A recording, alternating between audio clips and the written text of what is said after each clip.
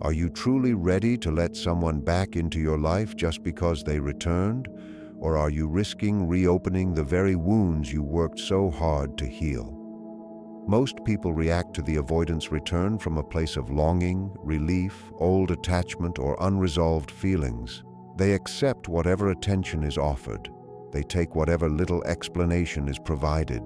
They walk back into the connection without addressing what broke them before. When this happens, the same story repeats itself. The same withdrawal, the same confusion, the same emotional inconsistency, the same ending, the same pain.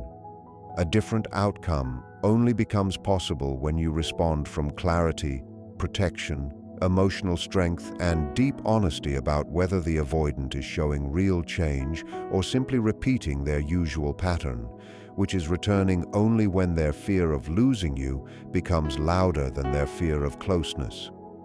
Responding wisely means you take time to understand why they came back. You establish boundaries that protect you. You look for behavior instead of promises. And most importantly, you ask yourself what you truly want. Not what your loneliness or hope wants, but what your healed self would choose. Understanding their motivation is the first and most important step. Avoidants rarely return for the reasons you dream about. They don't usually come back because they suddenly realized your worth. They don't return because they completed deep healing or worked on their patterns in a way that now makes them capable of emotional closeness. They don't usually return because they gained new maturity or because they finally understand what they lost. While those things can happen, they are the exception, not the norm. Most avoidants come back for reasons tied to their own comfort, fear, or emotional imbalance. Reasons that serve them, not you, and reasons that do not reflect real change. One of the most common motivations behind an avoidance return is that their fear of losing you temporarily becomes stronger than the discomfort they feel around intimacy. When avoidants pull away, they feel relieved at first because distance calms their nervous system. There is no closeness to manage, no emotional pressure, no vulnerability to face. But during your separation, something else begins happening inside them. The fear of losing their emotional safety net slowly rises. If they start sensing that you're moving on, becoming unavailable, adjusting emotionally, or no longer chasing them, their internal fear of abandonment gets activated. This is not the same as love. It is an anxiety response, and when that fear rises enough, the avoidant reaches out, not because they can finally manage closeness, but because the thought of losing you feels more uncomfortable than trying again. This means their return is about self-soothing, not about transforming the relationship. If you take them back without boundaries, the moment they feel you're emotionally available again, the fear of intimacy will rise and they'll start pulling away in the same familiar pattern. Another major motivation behind an avoidance return is that their other choices didn't work out. They may have stepped back to explore someone else or to live freely without commitment, believing they'd feel happier or less pressured. When those experiences fail to satisfy them or don't turn into what they imagined, they come back to you.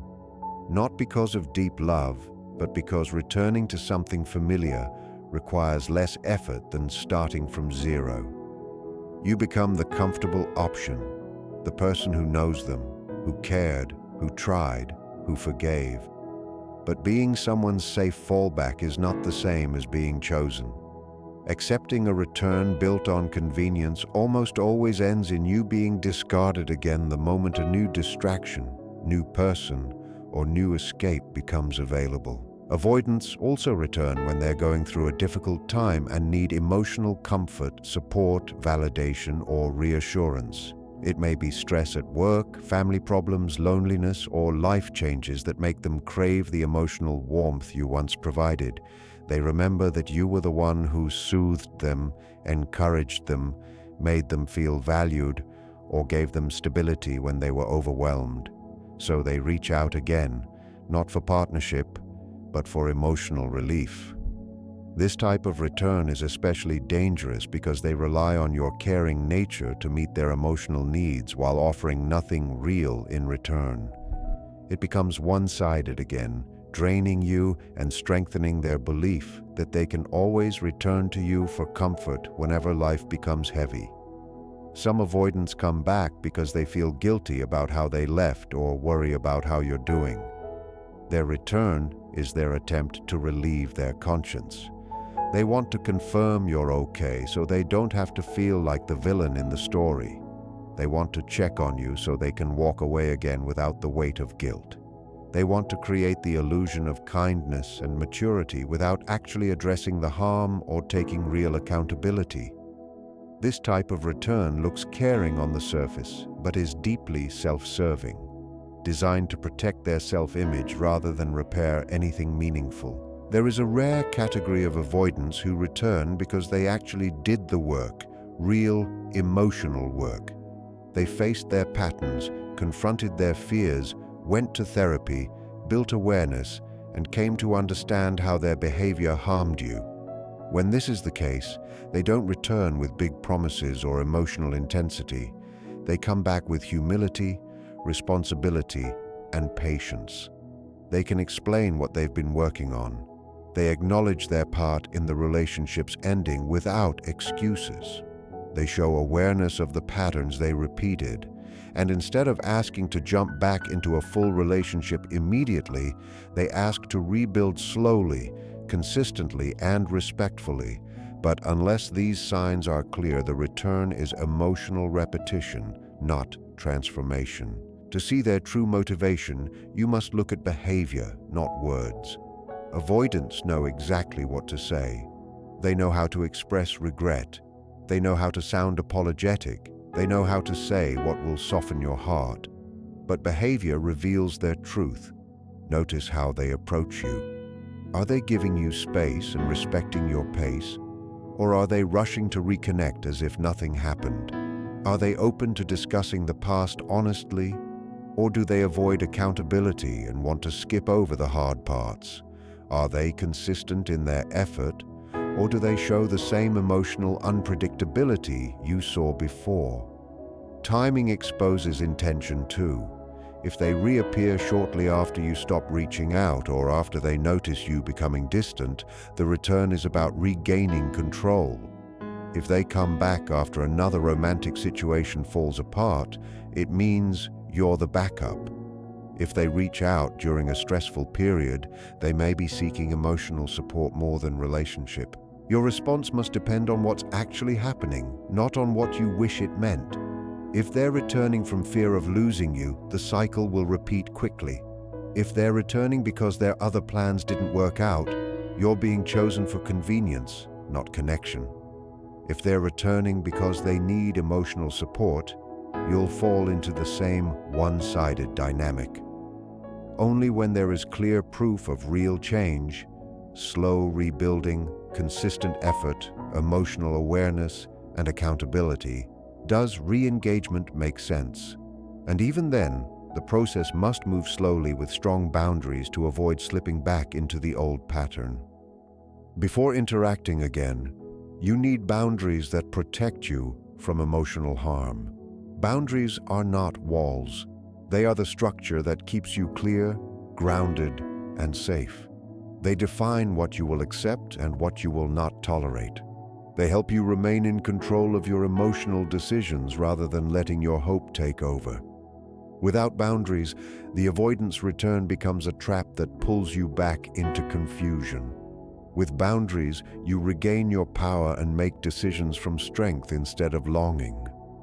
Once you understand why the avoidant person has come back and what is motivating their return, the next important step, if you even consider giving them another chance, is setting clear boundaries before you allow any kind of reconnection.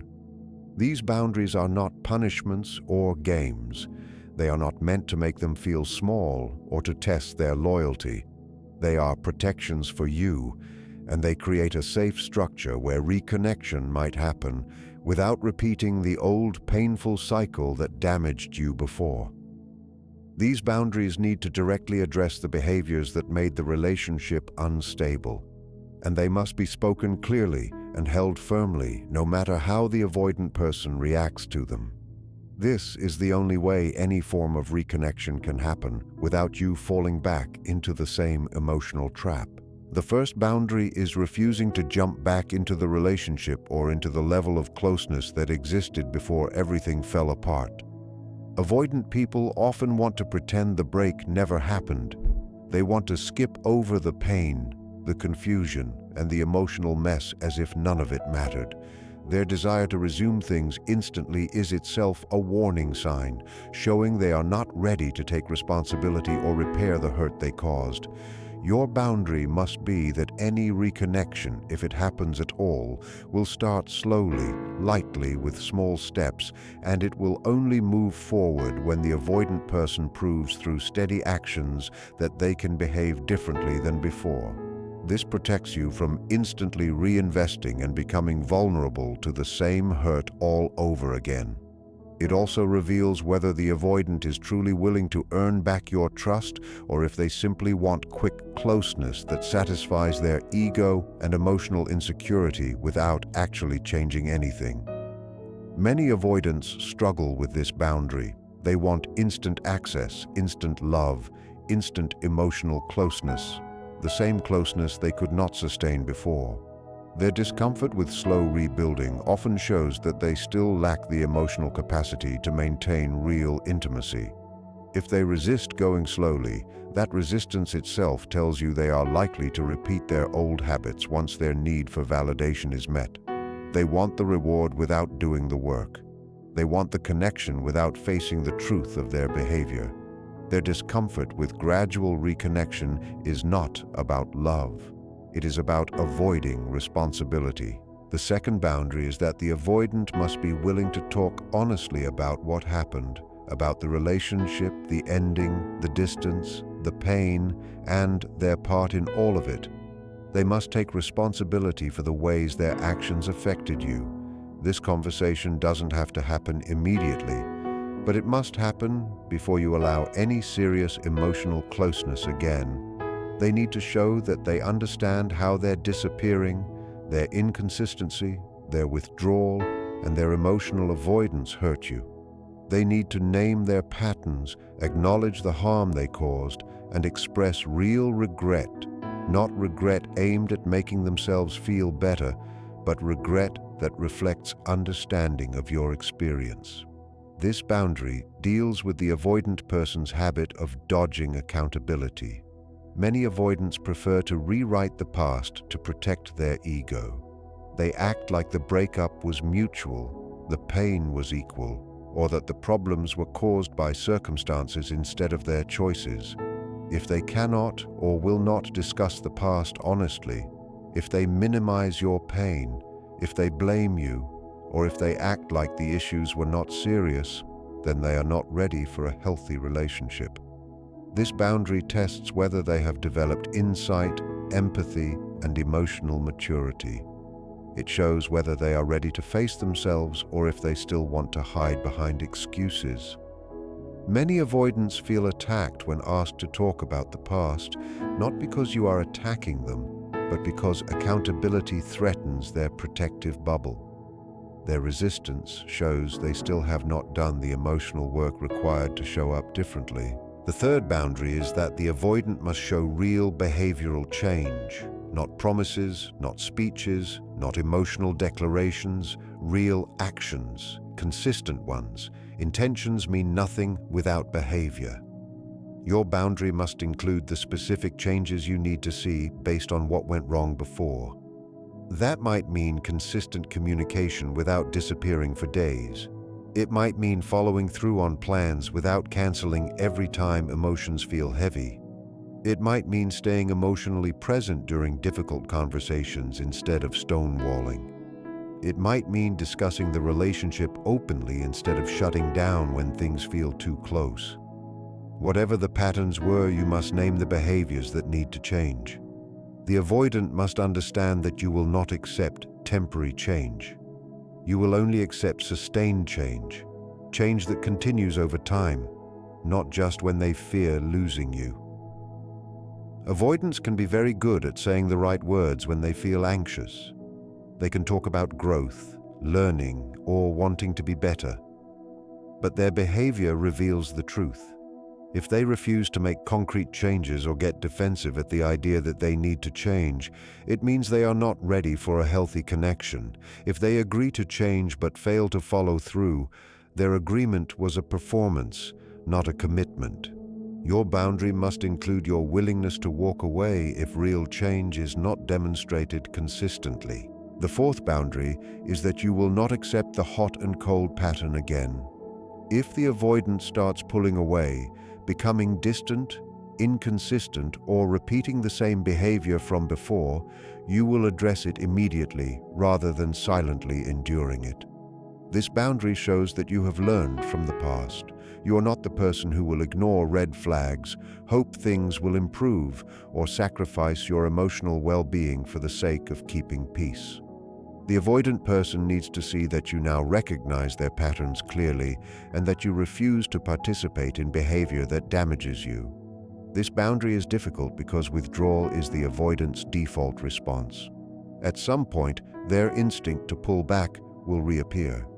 When it happens, your boundary requires you to speak up, even if speaking up risks triggering more withdrawal. This is where many people fail when reconnecting with avoidance. They sense the old patterns returning but fear confronting them. They stay quiet, hoping for stability. But silence only reinforces the old dynamic.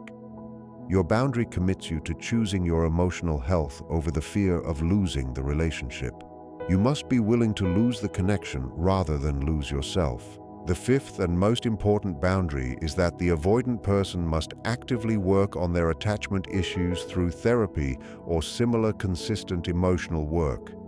Insight alone is not enough. Self-awareness is not enough. Apologies are not enough. They must be actively working on the deeper wounds, beliefs, and fears that shape their avoidant pattern.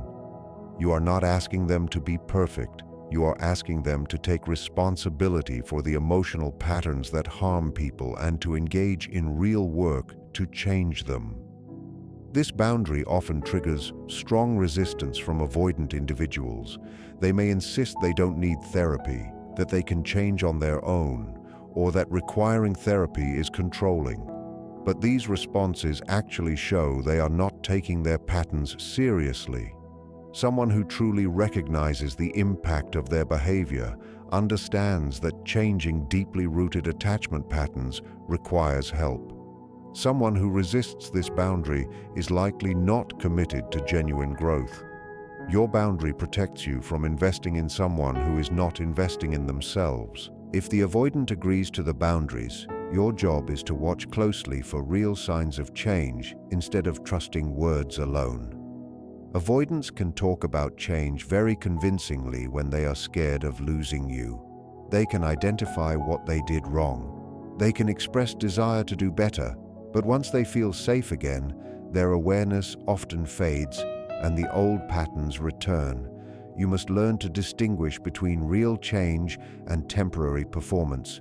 Real change shows up in small, everyday behaviors, not dramatic gestures. The avoidant who has actually changed will be consistent in small things. They will respond to messages within normal time frames. They will follow through on plans without disappearing. They will stay emotionally present in ordinary moments. They will maintain regular contact without needing you to chase them. These small behaviors matter more than big romantic gestures because they reflect the daily reliability required in a real relationship. Real change also includes visible effort. If an avoidant suddenly becomes perfect overnight, acting like the ideal partner without any struggle, it is likely a performance. True transformation takes time, discomfort, and visible emotional effort. You should see them catch themselves when they start to withdraw. You should see them try to stay engaged even when closeness feels overwhelming. You should see them talk about their discomfort instead of running from it. Changing attachment patterns is hard and the difficulty should be noticeable. If everything looks too easy, it probably isn't real. Another sign of real change is how they handle their anxiety or discomfort. In the past, when things felt too close or emotionally intense, they withdrew, shut down, or created conflict to create distance. If they have changed, they will stay present even when they feel uneasy. They might say they need a little space but will stay in contact rather than disappearing. They might admit that a conversation is difficult but still try to work through it. This shows a new level of emotional maturity. Finally, true change appears in their ability to repair after conflict. Previously, they may have avoided repairing the relationship, hoping issues would fade on their own or waiting for you to fix everything. If they have genuinely changed, they will initiate repair. They will reach out after conflicts, acknowledge their role, and express a desire to reconnect. They will show that the relationship matters enough for them to do the vulnerable work of coming back together instead of expecting you to carry the entire emotional load. The avoidant person's reaction to your boundaries and emotional needs becomes one of the strongest signals of whether any real growth has taken place inside them. In the past, when you tried to express what you needed or when you talked about your concerns, they likely became defensive, distant, or dismissive. They may have reacted by pulling away, shutting down, or making you feel like your needs were unreasonable. But if genuine change has happened, you will notice something very different. They should be able to listen to your boundaries without shrinking back into old patterns. They should hear your needs without acting like you're criticizing them or putting pressure on them. They should show a real willingness to adjust their behavior instead of expecting you to shrink or silence your needs just to make them comfortable. This kind of openness is a significant shift from the defensive, self-protective posture they once lived in when it came to emotional intimacy. You should also pay attention to whether the avoidant is doing personal work outside of the relationship. Are they consistent with therapy? Can they talk about what they're learning? Are they understanding their triggers, their fears, and the reasons behind their pulling away? Are they working on emotional awareness, sitting with uncomfortable feelings, and learning how to stay present instead of running the moment things feel too close? Are they reading about attachment patterns or taking steps to understand themselves more deeply? Are they forming healthier bonds with others where they practice vulnerability? Real change doesn't happen only inside your relationship. It happens across different situations. An avoidant person must build the ability to handle closeness in many areas of life, not just with you. If all their so-called healing work is centered only around you, it may not be real growth. It may be a performance out of fear of losing you, not true change rooted in self-awareness. Their relationship with their past behaviors is extremely revealing. Someone who has genuinely transformed takes full responsibility for what they did. They don't blame you for their withdrawal. They don't twist situations to avoid accountability. They don't say things like, "I did that because you were doing this." Instead, they can openly say, "I hurt you, and this is where I went wrong. Here's what I'm doing differently now." They won't minimize their past actions. They won't gloss over the impact their inconsistency had on you. They won't rewrite the story to protect their ego. True accountability shows emotional maturity, and without it, real change is impossible. If they still spin the narrative to make their past behavior look justified, or if they make you feel responsible for their emotional shutdowns, that's a clear sign they haven't grown. But the most important piece of this entire process is giving yourself enough time to watch their patterns. Avoidant people can appear consistent for weeks or months when they're motivated by fear of losing you. They can act engaged and attentive when they want to win you back. But temporary consistency is not evidence of transformation. The real test is long-term behavior across different situations. Do they stay emotionally present when life becomes stressful? Do they stay connected when a disagreement arises? Do they still show up when you need something from them? Do they keep investing after the initial excitement of reconnecting fades? These questions can only be answered slowly, through observation over months, not days, not weeks. Jumping to a conclusion about whether they've changed is one of the biggest mistakes people make when an avoidant returns. You have to give your mind and heart space to see what's real and what's temporary. Before you even look at what they're offering, take time to decide what you actually want. When an avoidant returns, the emotional wave can be overwhelming. You may feel relief, validation, hope, or a sense of victory because they came back. But these feelings can cloud your judgment. Your emotional pull toward them can make it hard to consider whether returning to this relationship truly serves your well-being. You have to separate the emotional rush of their return from a clear, honest evaluation of whether this person can give you the emotional security and connection you need. Start by revisiting the truth of what the relationship was before the separation. Not the idealized version your mind may have created in their absence, but the real version. Distance has a way of softening painful memories and making the happy ones shine brighter. You must remember the full picture.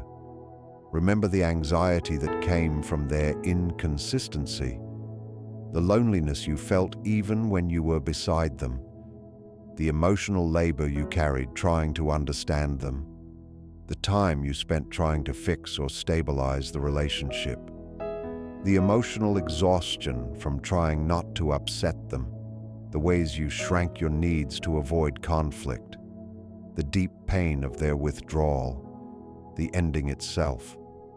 These memories are not meant to punish you. They're meant to protect you from stepping back into a cycle that damaged you. Then, you need to understand what you want from a romantic relationship separate from them. What do you need to feel safe, valued, and connected?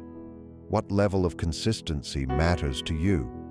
What type of communication makes you feel secure?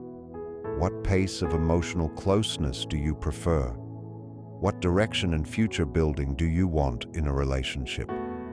These needs should be based on what a healthy relationship looks like, not on what the avoidant has historically been capable of offering. If you reduce your needs to match their limitations, you will always end up settling for less and convincing yourself it's enough.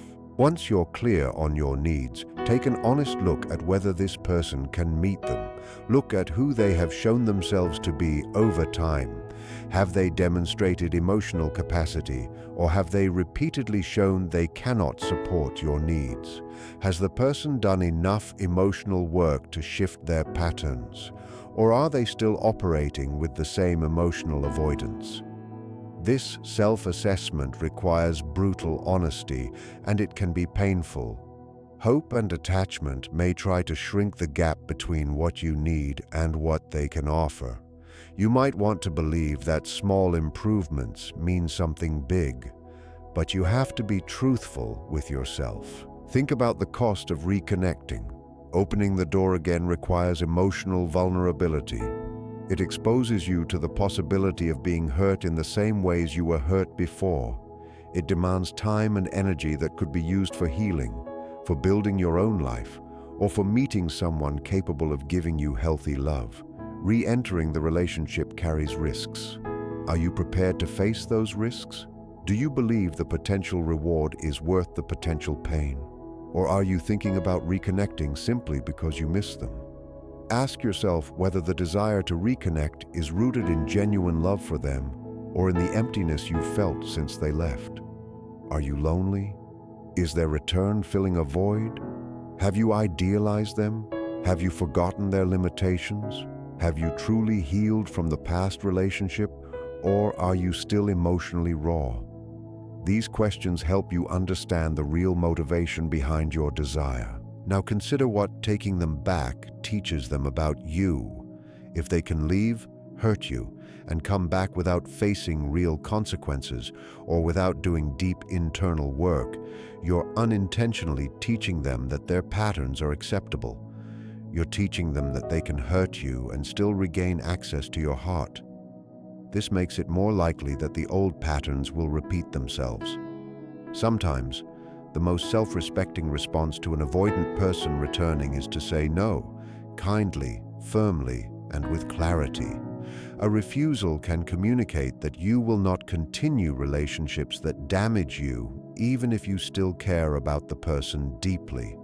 It shows that your standards and boundaries mean something. It shows that your well-being matters. If you are open to reconnection, consider creating conditions that protect your emotional health.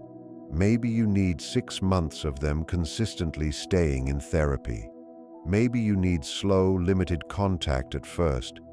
Maybe you need them to understand that you are not pausing your life and that you are free to date others. Reasonable conditions help you observe their true intentions. They also reveal whether the avoidant is genuinely committed to change. If they resist these reasonable boundaries, it's a sign they aren't ready for real intimacy. Reflect on what you've learned from the relationship and from the time apart. Have you identified patterns in yourself that made you tolerate unhealthy behavior? Have you done your own emotional work? Have you healed the wounds that made this relationship feel safe even when it wasn't? Are you more grounded now? Can you maintain boundaries you couldn't uphold before? Reconnection should only happen if you've grown too, because without your growth you will fall into old roles again. In the end, the decision to reconnect with a returning avoidant must come from clarity, not emotion, from wisdom, not longing, from truth, not fantasy. It requires understanding what you truly need, what they're truly capable of giving, and whether the relationship adds to your life or takes from it. The decision should not come from loneliness, desperation, hope without evidence, or fear of letting go. If you decide to reconnect, do it slowly, with boundaries, with clear expectations, and with the strength to walk away again if old patterns return. But if your honest evaluation shows that this person cannot meet your needs, or if the cost is higher than the benefit, then declining their return becomes the most loving act you can offer yourself. Moving forward without them becomes the path toward your healing, your peace, and your emotional dignity.